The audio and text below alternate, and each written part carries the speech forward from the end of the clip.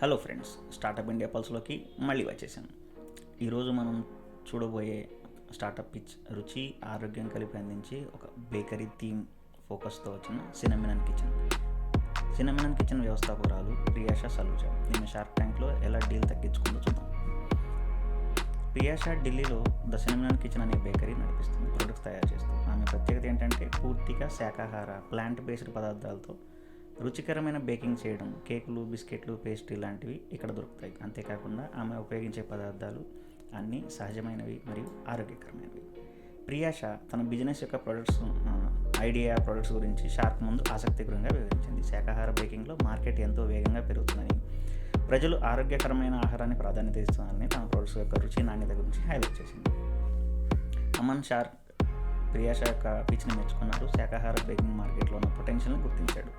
ప్రియాష తన business plan financial స్పష్టంగా వివరించడంలో ఆకట్టుకున్నారు. చివరికి 60 lakhs రూపీస్తోని 2% ఈక్విటీ 5% ఈక్విటీకి డీల్ క్లోజ్ చేశారు. ఈ సినమినన్ kitchen purely chef owned led company, preservative free, ఎటువంటి రిఫైన్డ్ ఫ్లోర్స్, షుగర్స్ లేని, PCOS friendly, 100% gluten and plant based products.